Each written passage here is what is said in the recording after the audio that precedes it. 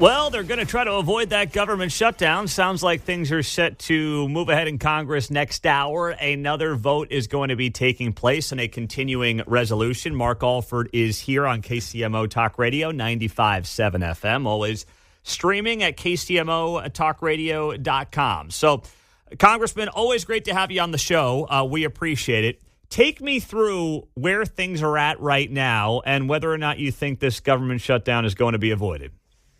Well, 10 minutes ago, I thought we had hope for a clean CR. A meeting has just broken up in the Speaker's office with J.D. Vance and some other leaders from the incoming administration, and then some leaders in the Main Street Caucus and Freedom Caucus, all these concerned groups.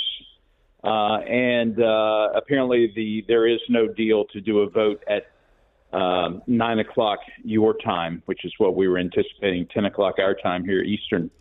So that's very disappointing. I think the bottom line, Pete, we would not be here today had we passed all 12 appropriation bills in September before the end of the fiscal year. And even after that, we had time. We got 5 of them done on the House floor, but there are some in our conference who, because the bills were not perfect, they would not vote for them to fully fund our government. And, I think we're all in the same agreement in the Republican conference that we have to cut our spending. We've got to look long term at some of the things that are facing America right now. And if we don't reduce our budget of our deficit of $36 trillion, we are in deep trouble. Basically, we're in deep trouble right now. We're going to be. And so trying to balance that against coming up with some way to fund our government through a short-term continuing resolution, which I hate CRs. I voted against them in the past. But the difference now is, Pete, is that we have President Trump going to take the oath of office here on January 20th. We have a Republican majority, slim, albeit slim, in the U.S. House, going to take the oath on January 3rd. With the 119th Congress, and we have a Republican Senate. We can do so much with this trifecta if we will just stop shooting ourselves in the foot and get to work for the American people. So here's what's confused me the last couple of days. So a couple of days ago, you guys were going to vote on this continuing resolution, and Elon Musk and Trump and other folks came out and said this is a bad deal. Republicans shouldn't do it. Then you guys switched, and when I say you guys, I'm speaking broadly. Then the deal, of course, switched, and Trump and Vance and Musk and others supported this rendition, I guess, of a continuing resolution. But then more of the Freedom Caucus folks said, we're not going along with this either, right? So it's kind of shifted in terms of which Republicans were for it originally versus which Republicans are for it now, and who's against it originally versus who is against it now. That's where I'm just, and I think a lot of people are getting confused. Right. Like, why the change? I don't want to Mark-splain, but yeah, just simplify it, because I'm confused, so I know the audience is probably confused. The original continuing resolution was pretty clean to begin with, but we needed aid for our farmers who are going out of business. We're losing 1,000 farms a month in America.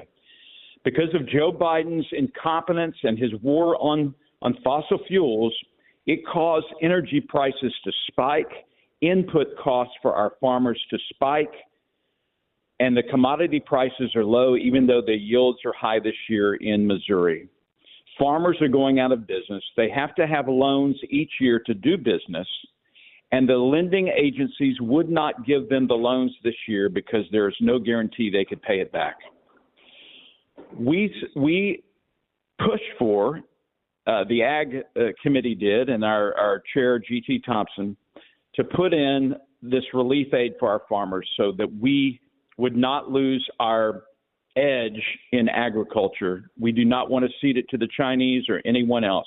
Our food security is national security. Because we put that in, and $100 billion for disaster relief for people in the Carolinas living in tents and freezing cold temperature while illegal aliens are living in the Roosevelt Hotel near Times Square, we've got to provide relief to refund FEMA, and to help out our storm victims. Because those two things were in there, you would think Democrats would go along with that they want to help our farmers. They want to help our storm victims. They wanted all this other crud in there. And that was part of the negotiation process. And at first, it didn't seem like it was going to be a lot of little Christmas ornaments on the tree. They ended up loading it up with over 1,500 pages of crap. Yes. And so that is why I think Trump came out against it. When this new one was pared down to less than 100 pages, but included a raise in the debt ceiling. And the reason that President Trump wants that is because the Democrats always use that as a leverage to get more spending through. And he wanted a clear path, a clear runway, a clear deck so that we can get things done in the first 100 days. That's why he added, and that's what the Freedom Caucus was against, because they did not want to raise the debt ceiling. Got it. And okay. Every time you give a little this, you got to give a little that. So it really comes down to Trump liked the pared down continuing resolution, yes, but he wanted the debt ceiling basically taken out, like not having a debt ceiling. What does that do if you don't have a debt ceiling? Well, if you raise it for 2 years, then it gives him more leverage, more power to get the things done that we need to get done. Not necessarily added spending, but because you figure in that we have DOGE now, and we have people who are very serious about reining in spending in all sectors, cutting out a lot of the waste, abuse, and fraud that we see everywhere. But it takes it off the plate so that we don't have to deal with it. Because here's what's going to come about, Pete.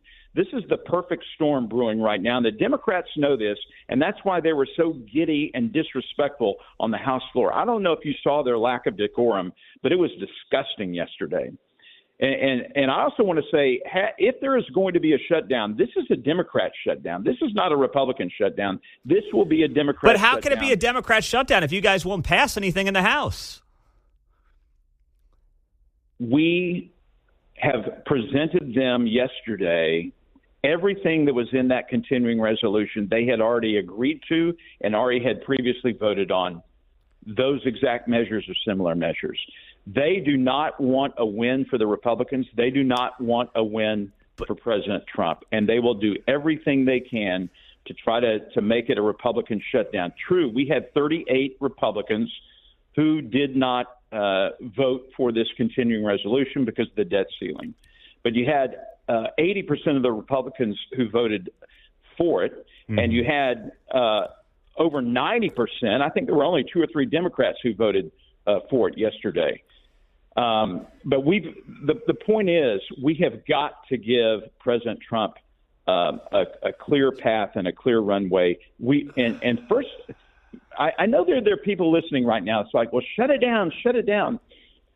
I get the frustration. I think a shutdown around Christmas would be disastrous for our military. Yes, they would get back pay. Mm-hmm. But I'm thinking about our soldiers at Fort Leonard Wood and our airmen and women at Whiteman Air Force Base who would not have a paycheck for at least 2 pay periods around Christmas. That's not right. Mm-hmm. Listen, I agree with you on that front. Now, I do think there's a lot of garbage in here that's got to get figured out. I understand your point there. But when you've got nearly 40 Republicans who have said we're not voting for this, I don't see how, it's a Democratic shutdown right now when you guys won't give anything to the Democrats to shut down the government over. I don't think the Democrats would even vote for a clean continuing resolution if we got that on the floor. Really? So if you got a clean CR on there, what then would happen? What would Chuck Schumer do in the Senate? How would that work? I don't know. He would try to jam us with something, and I anticipate right now that they already have something up their sleeve. This is slimy Schumer, and he, this is how he operates. This is his modus operandi. It's been his history, and that's why I'm glad we're getting a Republican majority in the Senate under the leadership of Senator Thune. They will try to jam us with something that will have Democrat goodies in it. And if we don't vote for it, then they'll say it's a Republican shutdown. That's just the way they operate, and the mainstream media goes along with it. So what needs to happen now? I mean, if you said this morning after some meetings here in the last half hour, there's not going to be a vote, and that's, unfortunately, it sounds like because you've got different factions on the Republican side who just can't come together. Here's what I wonder, and you can tell me if this is fair or not. Some of the purists in the Freedom Caucus, who I inherently like, I'm sure you like them a lot as well, they're right on principle, but in terms of how they're picking the fight and when they're picking the fight, the timing is just off, even if their principled stand is a noble one. Is that a fair assessment of where they're at right now? Pete, you are spot on. That's exactly how I feel. My voting record is right up there with the Freedom Caucus. They are very principled. I'd say most of them are. I know Chip Roy is. He gave a very impassioned speech yesterday, and I listened to the entire thing. He gave a speech after I did. But I just can't imagine that anyone would really want to I know we've had shutdowns in the past, and people say, oh, it's not that bad. I think at this time in our nation's history, when a lot of people thought we couldn't do it on November 5th, I will take everyone back to your emotion on November 5th at 2 a.m, would have been November 6th, when it was announced that President-elect Trump had 312 electoral votes. We've got to recapture that moment and remember why we are here. This is a MAGA agenda led by President-elect Donald J. Trump.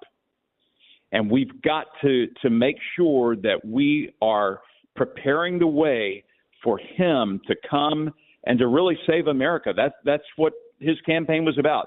Making America great again is saving us from the destruction that this Democrat Party, this flailing President Biden, who is incompetent, we knew it all along, and now the media is finally living up to that fact, that he has almost destroyed this nation and put us at great harm on a national security basis. Mark Alford, Missouri's 4th Congressional District on KCMO. All right, Congressman, it's going to be a fun or not fun, but intriguing next 12 hours or so. Might be fun on the sidelines. I'm sure it won't be fun for you, but thank you for fitting us in this morning on a very busy day. And we won't talk to you, so have a very Merry Christmas. You too, Pete, and Merry Christmas to your burgeoning family there. I've got my new little grandbaby, our first grandbaby, Naomi, who I want to come home and hold, but I know right now we've got to do our job up here in D.C. So God bless you. Merry Christmas and happy 2025. You as well. Mark Alford, great to have him on KCMO, Congressman for Missouri's 4th Congressional District.